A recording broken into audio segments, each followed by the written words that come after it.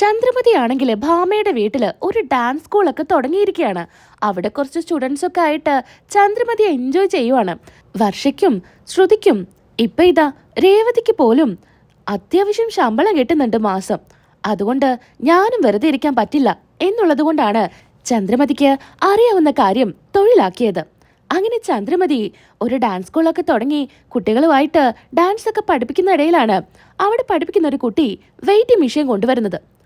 എന്തിനാ ഇപ്പൊ ഇങ്ങോട്ട് വെയിറ്റ് മെഷീനൊക്കെ കൊണ്ടുവന്നിരിക്കുന്നേ എന്ന് ചന്ദ്രമതി ചോദിക്കുന്നുണ്ട്. അത് പിന്നെ മാസ്റ്ററെ, ഇതിപ്പോ ജിമ്മിലായാലും മറ്റ് സ്ഥാപനങ്ങളിലൊക്കെ ഇതുപോലെ വെയിറ്റ് നോക്കാനുള്ള മെഷീൻ ഉണ്ടായിരിക്കും. നമ്മളിപ്പോ ഡാൻസ് പഠിക്കുമല്ലേ, എല്ലാവരും ഫിറ്റ് ആയിരിക്കണ്ടേ, അതുകൊണ്ട് വെയിറ്റ് നോക്കാൻ വേണ്ടി ഞാൻ കൊണ്ടുവന്നതാ. അങ്ങനെ ചന്ദ്രമതി കയറുന്നതിന് മുൻപേ ഭാമയൊന്ന് കയറി നോക്കുന്നുണ്ട്. വെയിറ്റ് കണ്ടിട്ട് ഭാമയൊന്ന് ഞെട്ടുന്നുണ്ട്. ഞാൻ ഇത്രയ്ക്കൊക്കെ വെയിറ്റ് ഉണ്ടായിരുന്നോ? പിന്നെ നീ എന്താ പിന്നെ കരുതിയത്? എന്നാലേ മാസ്റ്റർ കയറി നിൽക്ക്. ഞാൻ കയറണോ? കയറ് ചന്ദ്രേ. ചന്ദ്രമതി കയറുമ്പോ അതിന്റെ സൂചി പോലും കാണുന്നുണ്ടായിരിക്കില്ല. സൂചി അങ്ങോട്ടും ഇങ്ങോട്ടും നിൽക്കാതെ ഓടുമായിരിക്കും. ഇത് കണ്ട് എല്ലാവരും കളിയാക്കുന്നുണ്ട്. മാസ്റ്റർ ഡാൻസ് പഠിപ്പിക്കുകയാണെങ്കിലും മാസ്റ്റർ തീരെ ഫിറ്റ് അല്ല കേട്ടോ, കുറച്ച് തടിയൊക്കെ കുറയ്ക്കണമെന്ന് പറഞ്ഞ് എല്ലാവരും കളിയാക്കാണ്. അത് ചന്ദ്രമതിക്ക് വല്ലാതെ അങ്ങ് ഫീൽ ആവുന്നുണ്ട്. എന്തായാലും 3 മാസത്തിനുള്ളിൽ ഞാൻ തടി കുറച്ചിരിക്കുമെന്ന് ചന്ദ്രമതി പ്രതിജ്ഞ എടുക്കുവാണ്. അങ്ങനെ വീട്ടിലെത്തിയതിന് ശേഷം ഇനി അങ്ങോട്ട് ഡയറ്റ് പ്രകാരമുള്ള ഭക്ഷണങ്ങളെ കഴിക്കുമെന്ന് ചന്ദ്രമതി തീരുമാനിക്കുന്നു. ഇക്കാര്യം ശ്രുതിയോടും പറയുന്നുണ്ട്. അമ്മയ്ക്കിപ്പോ തടി കുറയ്ക്കണം, അതല്ല ഇപ്പൊ പ്രശ്നം. അതിനെ എൻ്റെ അടുത്തൊരു വഴിയുണ്ട്. എന്താ ശ്രുതി, എന്താ വഴി? എനിക്കറിയാവുന്ന ഒരു ഡയറ്റീഷ്യൻ ഉണ്ട്, ഞാൻ അവളെ ഇങ്ങോട്ട് വിളിക്കാം. ഇത് കേൾക്കുന്നതും നമ്മുടെ ശ്രുതി ചോദിക്കുന്നുണ്ട്, അതാരാ ശ്രുതി? അത് അന്ന് നമ്മുടെ ഷോറൂമിലോട്ട് വന്നില്ലേ, ആ പെൺകുട്ടിയെ വിളിക്കാന്നാ പറഞ്ഞത്. ഓ അങ്ങനെ ചന്ദ്രമതിക്ക് ഡയറ്റൊക്കെ കറക്റ്റായിട്ട് മുന്നോട്ട് കൊണ്ടുപോകാനായിട്ട് ഒരു ഡയറ്റീഷ്യനെ വിളിക്കാം. ആ പെൺകുട്ടി വരുന്നു. ചന്ദ്രമതിയാണെങ്കിൽ ചായ കുടിച്ചോണ്ടിരിക്കുമായിരിക്കും. അമ്മേ, ഇതാ ഞാൻ പറഞ്ഞ എൻ്റെ ഫ്രണ്ട്. ആ ഇരിക്കൂ. സുധി, തൻ്റെ അമ്മയ്ക്കാണോ തടി കുറയ്ക്കണമെന്ന് പറഞ്ഞത്? അതെ, എൻ്റെ അമ്മയ്ക്കാ.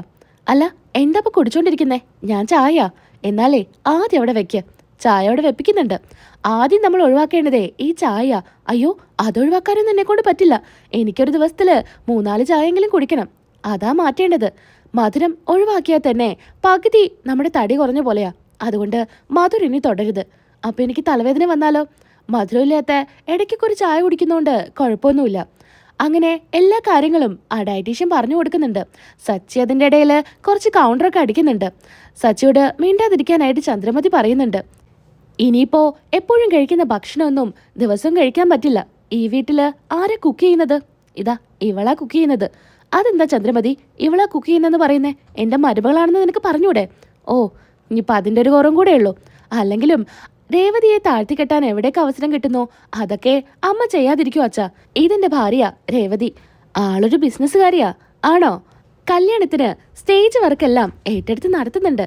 ഓ, വലിയ കാര്യമായി. ഇനിയിപ്പോ ഭക്ഷണം ഉണ്ടാക്കുന്നതിൽ മാറ്റങ്ങളൊക്കെ വരുത്താം. ദിവസം കഴിക്കേണ്ട ഭക്ഷണങ്ങൾ എന്താണെന്ന് ഞാൻ പറഞ്ഞു തരാം. ഒരാഴ്ചത്തേക്കുള്ള ഡയറ്റാ ഞാനിപ്പോൾ പറയാൻ പോകുന്നത്. അത് ഫോളോ ചെയ്ത് എല്ലാ ദിവസവും ഭക്ഷണം ഉണ്ടാക്കി കൊടുക്കണം. രാവിലെ കുടിക്കേണ്ടതും ഉച്ചയ്ക്കും അതിനിടയിൽ കഴിക്കേണ്ടതെല്ലാം ഞാൻ ഇതില് വിശദമായിട്ട് എഴുതിയിട്ടുണ്ട്. എല്ലാം ഫോളോ ചെയ്ത് അതുപോലെ ചെയ്താൽ മതി. രേവതിയുടെ കയ്യിൽ അത് കൊടുക്കുന്നുണ്ട്. കേട്ടു രേവതി, ഇവര് പറഞ്ഞ പോലെ തന്നെ നീ കറക്റ്റായിട്ട് എനിക്ക് ഭക്ഷണം തരണം. ശരി അമ്മേ. ആദ്യത്തെ ആഴ്ച കഴിക്കാനുള്ള കാര്യങ്ങളെല്ലാം ഞാൻ വാങ്ങിച്ചുകൊണ്ട് വന്നിട്ടുണ്ട്. 7 ദിവസത്തേക്കുള്ള ഭക്ഷണ ഇത്. സച്ചി ചോദിക്കുന്നുണ്ട്, 7 ദിവസത്തെ ഭക്ഷണം അപ്പോ നിങ്ങളാണോ കൊണ്ടുവരാ? അപ്പൊ അതിന് എത്ര രൂപയാ? അല്ല, അറിഞ്ഞിരിക്കാൻ വേണ്ടി ചോദിക്കുന്ന കേട്ടോ. നമുക്കിനി ആവശ്യം വന്നാലോ? ഇവിടെയും ഉണ്ടല്ലോ ചില ആൾക്കാർ തടി കുറയ്ക്കാനായിട്ട്. രേവതി സച്ചിയുടെ മുഖത്തോട്ട് ഇങ്ങനെ നോക്കുന്നുണ്ട്. അതുപോലെ ശ്രീകാന്തും പറയുന്നുണ്ട്, അത് ശരിയാ, എത്ര രൂപയാവും? അങ്ങനെ വർഷയും ഒരു പിച്ച് കൊടുക്കുന്നുണ്ട് ശ്രീകാന്തിന്. അല്ല, ഞാൻ ചോദിച്ചെന്നേ ഉള്ളൂ, ഉപകാരപ്പെട്ടാലോ എന്ന് കരുതിയിട്ട്. ഒരാഴ്ചത്തെ ഭക്ഷണത്തിന് 3500. 3500 രൂപയുടെ ഭക്ഷണോ ഒരാഴ്ചത്തേക്കോ? അതെ, അതിന് പുറമെ ഒരാഴ്ചത്തേക്ക് എൻ്റെ ഫീസ് കൂടെ എനിക്ക് തരണം. ഫീസോ? അതെത്രയാ? അത് 4500 രൂപ. അപ്പോൾ ഒരാഴ്ചയിൽ ചുരുക്കം പറഞ്ഞാല് 8000 രൂപ നിങ്ങൾക്കങ്ങ് തരണം. അതല്ലേ പറയുന്നേ? അതെ. അപ്പൊ സുധി, നീ ഗൂഗിൾ പേ ചെയ്താൽ മതി എന്നും പറഞ്ഞ് ആ കുട്ടി അവിടെ നിന്ന് പോകുന്നുണ്ട്. പിന്നീടായിട്ട് രവീന്ദ്രൻ പറയുന്നുണ്ട്, ഇതിൻ്റെ ഒന്നും ഒരു ആവശ്യമില്ല. ഞാൻ നടക്കാൻ പോകുമ്പോൾ നീ എൻ്റെ കൂടെ വന്നാ മതി. അപ്പൊ തന്നെ നിന്റെ ശരീരഭാരം കുറച്ചെങ്കിലും കുറയും. പിന്നെ നിങ്ങൾ ദിവസം നടന്നിട്ട് ഇപ്പൊ നിങ്ങളുടെ ഭാരം കുറഞ്ഞിട്ട് നിങ്ങൾ അന്നും ഇന്നും ഒരുപോലെ തന്നെയാ. അതെ, ഒരുപോലെ തന്നെയാണ്. 40 വർഷമായിട്ടേ ഞാൻ ഇങ്ങനെ തന്നെയാ. ആരോഗ്യം ഉണ്ടായിരുന്നാ മതി എന്നൊക്കെ രവീന്ദ്രൻ പറയുന്നുണ്ട്. അച്ഛൻ പറഞ്ഞത് തന്നെയാ ശരി. അതുപോലെ ചെയ്താ പോരെ. നിങ്ങളൊക്കെ എന്തറിഞ്ഞിട്ടാ ഇതുപോലൊക്കെ ചെയ്താലേ തടി കുറയൂ എന്ന് സുധി പറയുന്നുണ്ട്.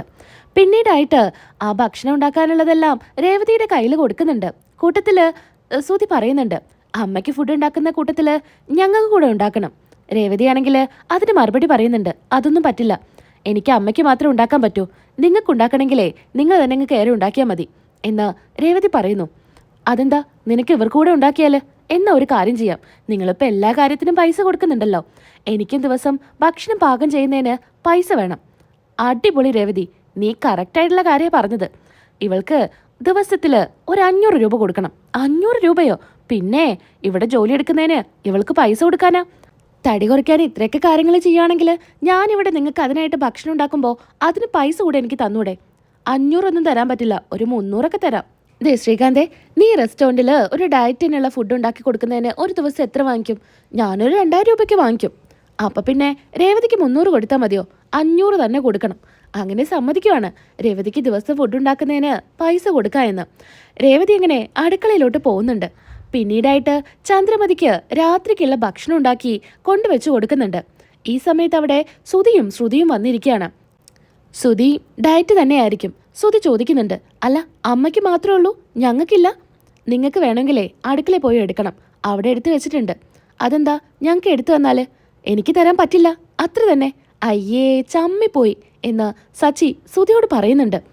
നിനക്ക് ഭക്ഷണം ഉണ്ടാക്കി തരാമെങ്കിൽ അത് സുധിക്ക് കൊണ്ട് കൊടുക്കാൻ എന്താ നിനക്കെത്ര മടി എന്ന് ചന്ദ്രമതി ചോദിക്കാം. അതെ, ഭക്ഷണം ഉണ്ടാക്കുന്നതിന് മാത്രമേ പൈസ തരുന്നുള്ളൂ, ഇനി കൊണ്ടുവയ്ക്കുന്നതിന് എക്സ്ട്രാ പൈസ കൂടെ തന്നാ കൊണ്ടുവയ്ക്കാം എന്ന് സച്ചി പറയുന്നു. വേണ്ട വേണ്ട, ഞാൻ തന്നെ ശ്രുതിക്ക് എടുത്തു കൊടുത്തോളാം എന്നും പറഞ്ഞ് ശ്രുതി അടുക്കളയിലോട്ട് പോയി ഭക്ഷണം എടുത്തു കൊടുക്കുന്നുണ്ട്. ബാക്കി എല്ലാവർക്കും പ്ലേറ്റ് എടുത്ത് വെക്കുന്നുണ്ട് രേവതി. അപ്പോഴായിരിക്കും നമ്മുടെ ശ്രീകാന്തും വർഷയും വരുന്നത്. ശ്രീകാന്തും വർഷയും ഇരിക്കുക, ഞാൻ ഭക്ഷണം എടുത്തു വെക്കാം. ഓ, അപ്പം നിനക്ക് അവർക്ക് ഭക്ഷണമൊക്കെ എടുത്തു കൊടുക്കാം, എനിക്ക് തരാൻ പറ്റാത്തുള്ളൂ എന്ന് ശ്രുതി ചോദിക്കാം. അതെ, നിങ്ങൾക്ക് തന്നെയാ എനിക്ക് ഭക്ഷണം എടുത്ത് തരാൻ പറ്റാത്തത്. അതിനിപ്പോൾ എന്താ പ്രശ്നം? അവർക്ക് കൊടുക്കുന്നതിൽ എനിക്കൊരു കുഴപ്പമില്ല എന്നും പറഞ്ഞ് നല്ല മറുപടി കൊടുക്കുകയാണ് ശ്രുതിക്ക്. അങ്ങനെ ശ്രീകാന്തും വർഷയും പറയുന്നുണ്ട്, വേണ്ട ചേച്ചി, ഞങ്ങൾക്ക് ഇപ്പോൾ ഫുഡ് വേണ്ട, ഞങ്ങൾക്ക് പിസ്സ കഴിക്കാനൊരു മോഹം, അതുകൊണ്ട് പിസ്സ കൊണ്ടുവന്നിട്ടുണ്ട്. എന്തിനാ ശ്രുതി ഇവിടെ ഭക്ഷണം ഉണ്ടാവുമ്പോൾ പിസ്സയൊക്കെ കൊണ്ടുവരുന്നേ? ഏട്ടത്തി, ഇത് ഞാനുണ്ടാക്കിയതാ. നമ്മുടെ നാടൻ രീതിയിലുള്ള സ്പൈസസ് എല്ലാം ഇട്ട് അടിപൊളി ഒരു വെറൈറ്റി പിസ്സയാ. എല്ലാവരും ടേസ്റ്റ് ചെയ്ത് നോക്ക്. എല്ലാവർക്കും എടുത്തു കൊടുക്കുമ്പോൾ മണം കേട്ട് സുധിക്കും ചന്ദ്രയ്ക്കും സഹിക്കാൻ പറ്റുന്നുണ്ടായിരിക്കില്ല. സുധി, നല്ല മണം ഉണ്ടല്ലോടാ. അമ്മേ, നമ്മൾ ഡയറ്റില്ല, അതുകൊണ്ടേ നമ്മളിതൊന്നും മണത്ത് കഴിക്കാനൊന്നും പറ്റില്ല. എല്ലാവരും കഴിക്കുന്നുണ്ട്, അക്കൂട്ടത്തിൽ അമ്മയ്ക്കും കൊടുക്കുവാണ്. അപ്പോൾ സച്ചി പറയുന്നുണ്ട്, ശ്രീകാന്തെ നീ മറന്നോ? അവരെ ഡയറ്റില്ല, അവർക്കിതൊന്നും കഴിച്ചുകൂടാ. അതെ അതെ, ഞങ്ങൾ ഡയറ്റില്ല, ഞങ്ങൾ ഇത് കഴിച്ചോളാം. അങ്ങനെ ഉപ്പുമാവായിരിക്കും. അത് വായിൽ വെക്കുമ്പോൾ ചന്ദ്രമതി പറയുന്നുണ്ട്, അയ്യേ ഇത് എന്ത് ടേസ്റ്റാ. അതെന്താ, നിങ്ങൾ പറഞ്ഞ പോലെ തന്നെയാണല്ലോ ഞാൻ ഭക്ഷണം ഉണ്ടാക്കിയത്. അവർ പറഞ്ഞ പോലെ എരിവോ പുളിയോ ഉപ്പോ മധുരോ അങ്ങനെയുള്ള ഒന്നും ഉപയോഗിക്കാൻ പറ്റില്ല എന്നാ. അതുപോലെ തന്നെയാ ഞാൻ ഉപ്മാവിലും ഉപ്പോ ഒന്നും തന്നെ ഇട്ടിട്ടില്ല. അതായിരിക്കും കഷ്ടപ്പെട്ട് അതെല്ലാം എടുത്ത് കഴിക്കുകയാണ്. ബാക്കി എല്ലാവരും പിസയൊക്കെ കഴിച്ച് ആസ്വദിച്ച് ടേസ്റ്റൊക്കെ വർണ്ണിച്ചുകൊണ്ടിരിക്കുക. സഹിക്കാനാവാതെയാണ് രണ്ടുപേരും ഇരിക്കുന്നത്. അങ്ങനെ അന്ന് രാത്രി എല്ലാവരും ഉറങ്ങുന്നുണ്ട്. അതിനിടയിൽ സുധിക്ക് വയറ് വേദനിച്ച് സഹിക്കാൻ പറ്റുന്നുണ്ടായിരിക്കില്ല, ബാത്റൂമിലോട്ട് ഓടുന്നുണ്ട്. അതേ സമയത്ത് തന്നെ ചന്ദ്രയ്ക്കും വയറുവേദനയായിരിക്കും. ചന്ദ്രയും ബാത്റൂമിലോട്ട് ഓടുന്നു തിരികെ ഓടുന്നു. അങ്ങനെ ഒരു 10-20 തവണ ബാത്റൂമിലോട്ട് ഓടുവാണ്. സഹിക്കാനാവാതെ വയ്യാതെ പുറത്തോട്ടിറങ്ങുക സുധിയും ചന്ദ്രമതിയും. രണ്ടുപേരും ഹാളിൽ വെച്ച് കാണുന്നുണ്ട്. എടാ, എനിക്ക് തീരെ വയ്യടാ. അമ്മേ, എനിക്കും വയ്യ, വയറുവേദനിച്ച് എൻ്റെ വയറിപ്പോൾ പൊട്ടിപ്പോവും, കുടൽ വരെ പുറത്തു വരുന്ന അവസ്ഥയാ എന്നൊക്കെ സുധി പറയുന്നുണ്ട്. രണ്ടുപേരും ഡൈനിങ് ടേബിളിൽ പോയിരിക്കുന്നുണ്ട്. ചന്ദ്രമതി വെള്ളം ഒഴിച്ചു കൊടുക്കുന്നുണ്ട്. എടാ, വെള്ളം കുടിക്ക്, ഞാനിപ്പോൾ ചാവുമെന്നാ തോന്നുന്നേ. മറ്റെങ്ങനെയെങ്കിലും ചത്ത നാണക്കേടുണ്ടായിരുന്നില്ല, ഇതിപ്പോൾ ലൂസ് മോഷൻ വന്ന് ചത്തെന്ന് പറഞ്ഞാൽ നാണക്കേടില്ലടാ എന്നൊക്കെ ചന്ദ്രമതി പറയുന്നുണ്ട്. അങ്ങോട്ടേക്ക് നമ്മുടെ രവീന്ദ്രൻ വരുന്നുണ്ട്. എന്താ നിങ്ങൾ ഇവിടെ ഇരിക്കുന്നേ? ഉറക്കം വരുന്നില്ല, അതുകൊണ്ട് രണ്ടുപേർക്കും ഒരുമിച്ച് വരുന്നില്ലേ? രണ്ടുപേർക്കും നല്ല രീതിക്ക് വരുന്നുണ്ടെന്ന് സുധി പറയാണ്. എന്താ നിങ്ങൾക്ക് എന്താ പറ്റിയേ? സംസാരിക്കുന്നത് കേട്ട് ഹാളിലാണല്ലോ സച്ചിയും രേവതിയും കിടക്കുന്നത്. രേവതി സച്ചിയെ തട്ടി വിളിച്ച് അച്ഛനമ്മയും എന്തോ സംസാരിക്കുന്നുണ്ടെന്ന് പറഞ്ഞ് അങ്ങോട്ട് ചൊല്ലുകയാണ്. എന്താച്ചാ, അച്ഛന് ഉറക്കം വരുന്നില്ലേ? എന്തെങ്കിലും പ്രശ്നം തോന്നുന്നുണ്ടോ? എടാ, എനിക്കൊരു പ്രശ്നവുമില്ല, ഞാൻ നല്ല രീതിക്ക് ഉറങ്ങുമായിരുന്നു. ഇവർക്കെന്തോ പ്രശ്നമുണ്ടെന്നാ തോന്നുന്നേ. അങ്ങനെ പറയുന്നുണ്ട്. ലൂസ് മോഷനാ, വയറുവേദനയ്ക്കെന്ന് സുധി. ഇതാ പറഞ്ഞേ അവരവര് കഴിക്കുന്ന ഭക്ഷണം കഴിക്കണമെന്ന്. ഇതിപ്പോൾ നിങ്ങൾ ഡയറ്റെന്നും പറഞ്ഞ് പല ഭക്ഷണങ്ങളും കഴിച്ചിട്ടാ ഈ പ്രശ്നങ്ങളൊക്കെ വന്നത്. ചന്ദ്രമതി സുധിയുടെ മുഖത്തോട്ട് ദേഷ്യത്തിൽ നോക്കുന്നുണ്ട്. ഞാൻ എന്തായാലും അമ്മയ്ക്ക് കഷായം ഉണ്ടാക്കി തരാം. ഒന്ന് പൊടി നിന്റെ ഒരു കഷായം. ഇനി അത് കുടിച്ചിട്ട് വേണം വേറെ വല്ല പ്രശ്നം വരാൻ. ഇത് ഞാനായിട്ട് ഉണ്ടാക്കിയതൊന്നുമല്ല. എൻ്റെ അമ്മയ്ക്ക് ഒരു കഷായം അറിയാം. ഇതുപോലുള്ള സാഹചര്യങ്ങളിൽ ഞങ്ങൾക്കൊക്കെ തന്നതാ. ഞാൻ അമ്മയ്ക്ക് വിളിച്ച് എന്താന്ന് ചോദിക്കട്ടെ. മരുന്ന് ചോദിച്ച് രേവതി പറയുന്നുണ്ട്. ഞാൻ വേഗം തന്നെ മരുന്നുണ്ടാക്കി കൊണ്ടുവരാം എന്നും പറഞ്ഞ് അടുക്കളയിലോട്ട് പോവാം. എനിക്കിങ്ങനെ ഇരിക്കാൻ വയ്യ, എനിക്കൊന്ന് കിടക്കണം എന്നും പറഞ്ഞ് അവിടെ സെറ്റിയിൽ വന്നങ്ങ് കിടക്കുകയാണ് ചന്ദ്രമതി. സുധിക്കാണെങ്കിൽ ഇരിക്കാനോ നിൽക്കാനോ ഒന്നിനും വയ്ക്കുന്നുണ്ടായിരിക്കില്ല. ആകെ കൂടെ ഒരു പ്രത്യേക അവസ്ഥയിലായിരിക്കും. സച്ചി രവീന്ദ്രനോട് ചോദിക്കുന്നുണ്ട്. അച്ഛാ, ആംബുലൻസ് വിളിച്ചാലോ? ഇതിപ്പോ വലിയ പ്രശ്നമാവെന്നാ തോന്നുന്നത്. ഒന്നും മിണ്ടാതിരിക്കടാ. രേവതി എങ്ങനെ മരുന്നുമായിട്ട് വരുന്നുണ്ട്. വെള്ളത്തില് മധുരവും ഉപ്പും ചേർത്തിട്ടാണ് കൊടുക്കുന്നത്. അമ്മ ഇത് തന്നാ മതിയെന്നാ പറഞ്ഞത്. അങ്ങനെ ചന്ദ്രമതി അതെടുത്ത് കുടിക്കുന്നുണ്ട്. കൂട്ടത്തില് സുധിയും കുടിക്കുക. പിന്നീടായിട്ട് സച്ചി പറയുന്നുണ്ട്.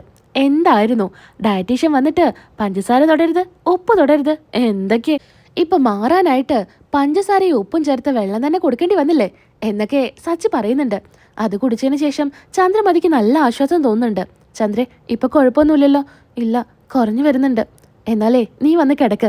അങ്ങനെ ചന്ദ്രമതിക്ക് 8ന്റെ പണി കിട്ടിയിരിക്കുകയാണ്.